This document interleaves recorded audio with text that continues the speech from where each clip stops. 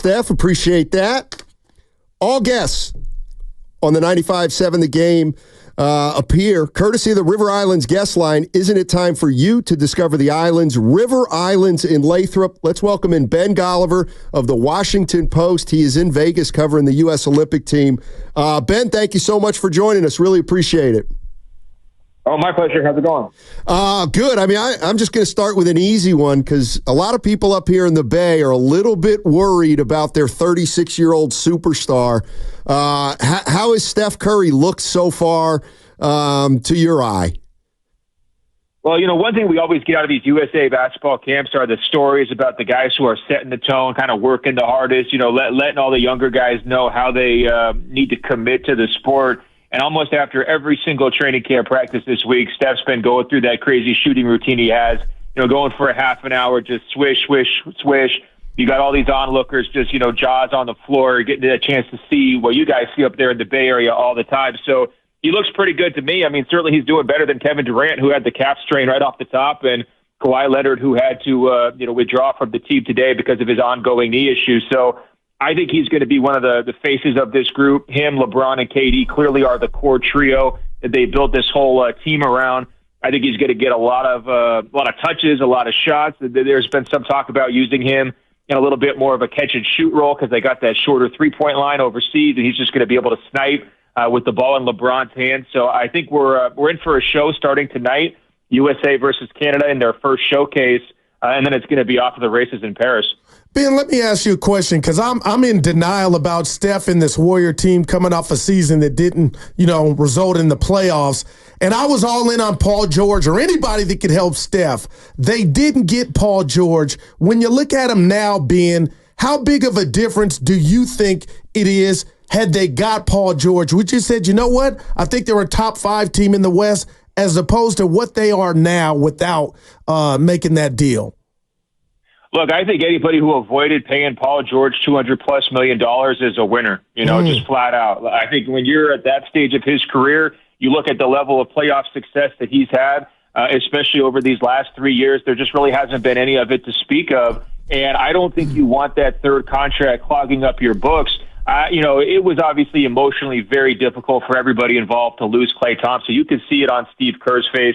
And you could really see it on, Steph Curry's face. I mean, when he was talking about USA basketball and then the subject of Klay Thompson came up, like his whole body language changed, his face changed. I mean, you could tell he was still kind of hurting from that departure, understandably so after so many years together, right? But when you're looking at this new cap economics, I think it's foolish to have 3 really big salaries on your books simultaneously. You got to avoid that scenario. It's the kind of thing that really cooked the Lakers a couple years ago when they got Russell Westbrook.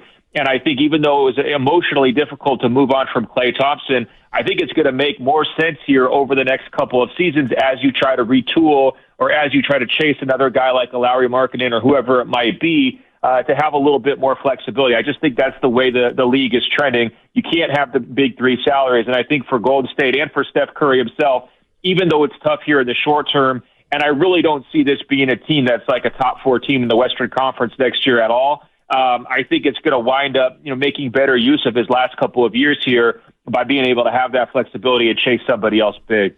Ben Golliver joining us on 95.7 The Game, courtesy of the River Islands guest line. Ben covering the U.S. basketball team down in Vegas. He works for the Washington Post.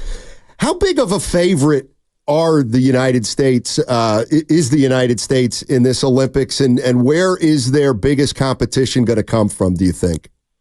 Well, they're not as big a favorite as the women's team. The women's team is like off the books. Like you could almost not bet on it because they're going to run through everybody, even though they don't have Caitlin Clark. But that's a different story for a different day. The men's team is strongly favored, but they're always strongly favored, and they don't always win. I mean, we saw it last year with the FIBA World Cup. They went into that tournament heavy favorites, and they wound up losing 3 games and finishing 4th. So there's going to be some real competition for these guys.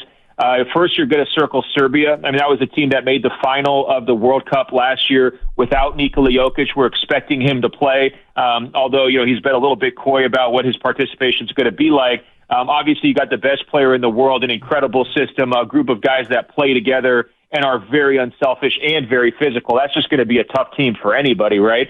You're looking at France. There's going to be a Twin Towers inside with Victor Wembanyama, and Rudy Gobert. It's going to be hard to score in the paint against those guys. And they've got some proven perimeter players that have, logged a lot of minutes together. Nicholas Batum, Evan Fournier. They push USA basketball pretty hard in the Tokyo final, I should say, in the Olympics 3 years ago. USA survived, but it was a nail biter for sure. And then, of course, you're looking at Canada, the team that USA plays tonight here in Las Vegas. They've got 10 current NBA players on their group. They've got Jamal Murray, and then they're headlined by Shai Gilgeous-Alexander, the MVP runner-up. There's a lot of talent there. They don't have the same size as USA basketball, so it's going to be a little bit of a stylistic clash. I think USA basketball is really going to be trying to bully people during this tournament. They've got Embiid. They've got Anthony Davis up front. They've got Bam Adebayo. That's about as good of a center rotation as you could have in this tournament. They've got LeBron, who can play a point forward at 6'9". They'll have Kevin Durant and Jason Tatum, big, long, active wings. So I think that's really going to be their identity. And we'll see if they're able to kind of overcome some of these other teams that are approaching things a little bit differently. Hey, Ben, help me out if you can. We just got the news about Kawhi Leonard. He's hurt, and I hate to hear that news for him. But the replacement and the energy coming behind that from fans of one Derek White, who I love, but my goodness, the NBA Finals MVP was Jaylen Brown, and he's taken to Twitter to, put up some emojis to almost make it look like he's confused or baffled. What did you make of Derek White getting that replacement over Jaylen Brown? Well, I'm never going to be a guy who tries to dissect the Twitter emojis. I mean, that's probably for somebody else. But I will say I had that same look on my face when they named Kawhi Leonard to the team initially. I mean, no disrespect, right? But this is a guy who's had long history of injury issues that have kept him out of international competition. He's never really played for USA basketball at a high level. He's coming off of a playoffs where he barely could get up and down the court. I mean, he was a major liability for the Clippers in their first round series. The Mavericks were able to exploit him when he was on the court, and then they really took advantage when he couldn't go the last couple of games. It just made no sense to include him with this group originally, whether it was Jaylen Brown or Paolo Banchero, who played well for the FIBA World Cup team last year. There was other guys you could have plugged into that spot and given somebody an opportunity. He didn't seem like he was going through these practices very hard. Obviously, with his age and his injury history, that kind of makes sense.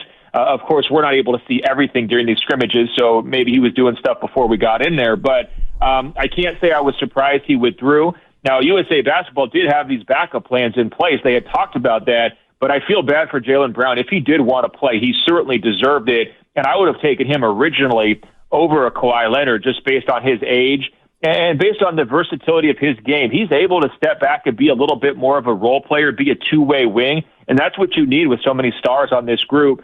I think that's why they like Derek White, because they know he's not going to hog the ball. They know he's going to play hard-nosed defense. They know he's going to stretch the floor and shoot threes.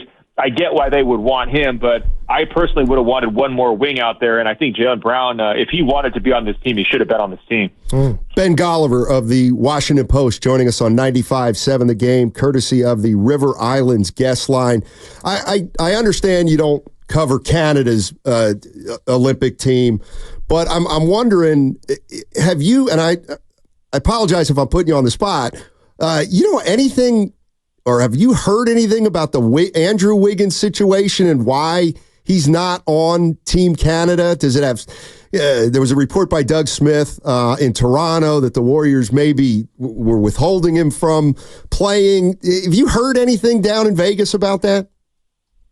No, so, I mean, it's kind of similar to this Kawhi situation with USA Basketball where, the teams typically can't just dictate what happens, but they get to have a voice in it. And if you look at the press release that USA Basketball put out, it was sort of this, like, they framed it like it was a mutual decision, like the Clippers and Kawhi and USA Basketball almost came together to not have him be on that group. And so clearly when players, have contract issues that are out there potentially involved in trade situations or have health concerns, there's going to be, organizations are going to have opinions on that, and they're probably going to wish the guy doesn't play because it could impact everything else that's going on. I was surprised to see that it wound up changing course for Canada, with respect to Wiggins, because, I generally think if guys want to play, they should be able to play. Canada, they have a really interesting identity. I mean, they're a really scrappy group. Like Dylan Brooks is kind of the heart and soul of that team. They really get after it. Obviously, Shai plays hard all the time, has a chip on his shoulder. So that's kind of their group. And you just look, how Wiggins has played here the last year. Like, that really hasn't been who he's been, right? So Is it this massive loss for Canada going into this tournament? I'm not sure I would say that, but if he wanted to play again, I think he should have been able to play just like anybody else. Love it. Ben, the Warriors got two young players on the select team practicing with Team USA, Brandin Podziemski and Trace Jackson Davis. Have you seen anything that jumped out to you about their performance thus far? Well, I'll tell you with Pods, man, it's going to be his shots. It's not going to be the passes because that guy's putting the rock up. Like in these scrimmages, he's getting his shots up. And he was playing really competitively against Steph at times, one-on-one heads up. I think Steph might have even said he's the most competitive guy he's ever seen, which is quite the compliment coming from an all-time great. But it was just a very aggressive Pods throughout the scrimmages that we watched. With Jackson Davis, I really couldn't say too much other than that's a tough job, and I think he deserves, kind of like a Purple Heart for signing up for it, because going in there in the paint against Embiid, Davis, Bam Adebayo, where the USA is really trying to establish itself down low, and Embiid's getting all this contact. There was actually one situation where Embiid, unfortunately hit Pods in the face and kind of knocked him out of a scrimmage for a little bit. So he's out there, trying to play like an MVP, trying to assert himself in the middle. That's a tough thing to sign up for during the summer. So give that guy some brownie points, Hey Ben, let me ask you this: have you, I know you've covered the league for a long time. I'm looking at this Olympic team and specifically to Steph Curry, but I see Durant, Steph Curry, Drew Holiday, LeBron James. I heard Steph say it's 39 days from the start of camp till the end of the Olympics. Is there any way to measure? Or is there any history on the older type players who've played in the Olympics and then what happens the following season? Well, I would say this. I don't think USA Basketball's ever had a core trio as old as this trio, right? I mean, because we haven't seen somebody like LeBron play until his age 40 season. We haven't seen somebody like Steph be this effective at his size this late in his career. We haven't seen somebody come back from this injury that Kevin Durant had during the 2019 finals and sustain high-level play for a full half-decade afterwards. Like, all this stuff is unprecedented, right? So I think we're kind of going into the great unknown. In terms of sort of easing those concerns, here's what I would say. I mean, they're going to have a good time in Paris, right? Like, Steve Kerr made the joke, we're not going to be playing 36 holes of golf on game day like Chuck Daly and Michael Jordan did, back in 1992. But it really boils down to they're going to play 6 games in the Olympics, right? And they're going to have a couple of wins within that the opening round that you're not going to have to worry too much about. So they're ultimately really going to play 4 games that matter over that 39-day period. Now, of course, everyone wants them to go 11-0, including these exhibition games they have to play. And if they don't, they're going to hear about it. But what we're really talking about is 4 games over the course of a month. And they're not even 48-minute games. They're 40-minute games, right? So I'm not super worried about the wear and tear. Everybody seemed to be just in an excellent mood, especially LeBron and Steph. They kept talking about how they were excited to spend time with each other off the court, something they've really never gotten to do in an extended stretch throughout their careers. And so, I wouldn't hand wring too much. Now, obviously, if somebody else gets injured, if some of these old guys run into situations like Kevin is dealing with right now, that's really where you start to have a little bit more of a concern factor. Ben, I like to have some fun, so bear with me on this one. I'm not comparing this guy I'm about to bring up to LeBron or Zion, and the reason I use those as examples is I remember where I was at where I first saw him. And I saw Cooper Flagg working out with the Team USA, 6'8", 17 years old, going to Duke. And I'm not saying he's those guys at all, but Ben, I got to tell you, I was impressed. What did you get to see him, and what did you make of what you saw from Cooper Flagg? Because I'm excited to see him play at Duke.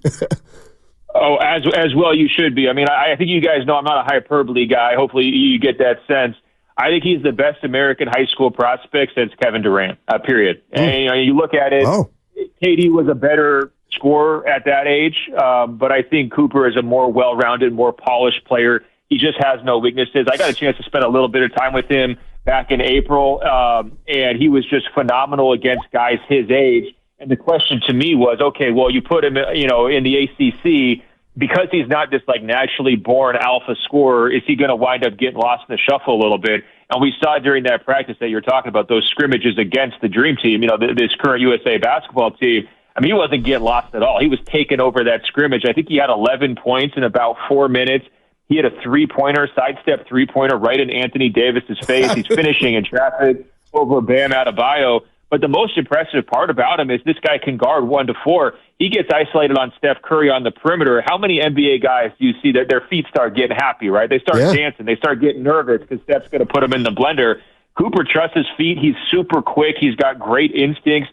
I mean, he's guarding ball handlers who are dribbling the ball up the court, and then he's guarding Anthony Davis on the block. I mean, he's just a very, very, very complete player, well ahead of his schedule. And I'm not sure everybody knows this about him.